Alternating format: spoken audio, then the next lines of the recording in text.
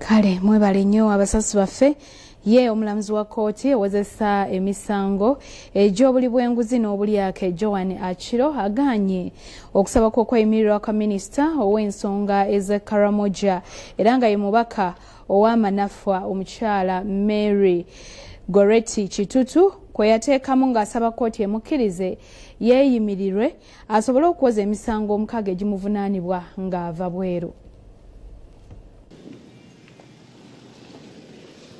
Minisita w'ensonga z'Ekaramoja Lumbako omukyala owa disitulikiti y'e Manafu Mary Goreti Kitutu akomezeddwawo mu kkooti ewozesa emisango gy'abalyake n'abakenuzi Kololo maaso g'omulamuzi Joan Achiro okuwulira ensala ye mu kusaba kwe yasaayo okw'okumweyimirira.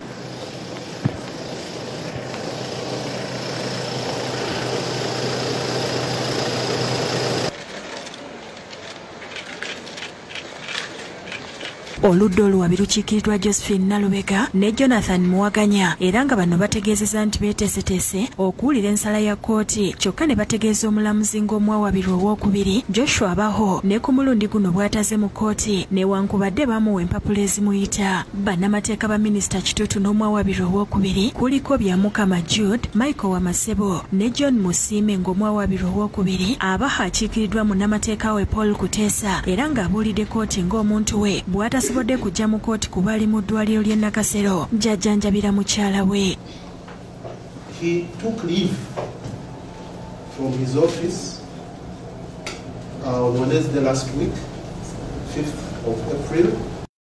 For the rest of the sureties, mere mention of places of work, designation, being honorable, prominent persons in society is not sufficient.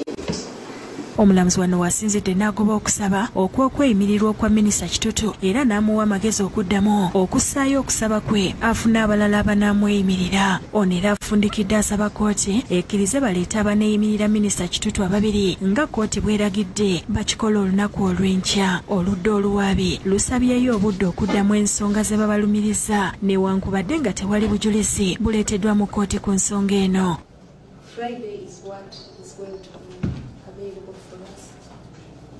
We have earlier engagements which include court engagements. We all prosecute here, Your Worship. Omulamuzi awadde olunaku olwokutaano nga 14 ku ssaawa 3 ez'okumakya lwagenda okulira okusaba okw'okweyimirirwa okwa minisita Kitutu asobole okujjuza kkooti bejjeeko era ku olwo kkooti ewa ensala yayo mu kusaba okw'okweyimirirwa kwa mwannyina wa Kitutu Naboya nga naye asabye ng'ayita mu munnamateeka we Wamasebo.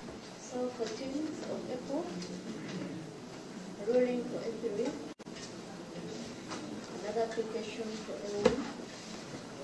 The 27th is when I'm expecting Edu to appear, and also the criminal summons are extended.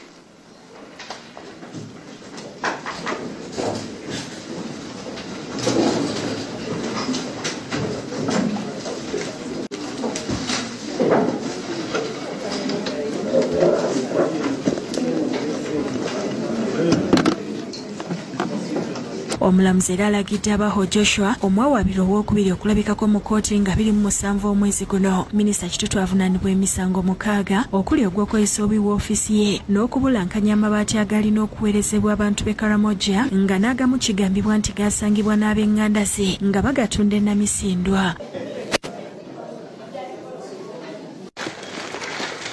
Minisita Kitutu ne mwannyina bazziddwaayo mu kkomera e Luzira.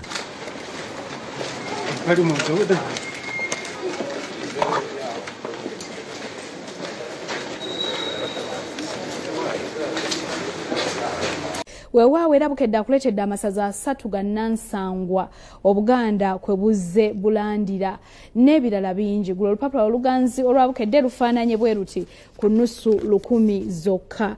Tugenda kuwumulamu katono mu gataliiko nfuufu naye tudda n'ekitundu kyaffe ekyokubiri kinyuvu mulimu gano. Linda ne mino mu gataliiko nfuufu.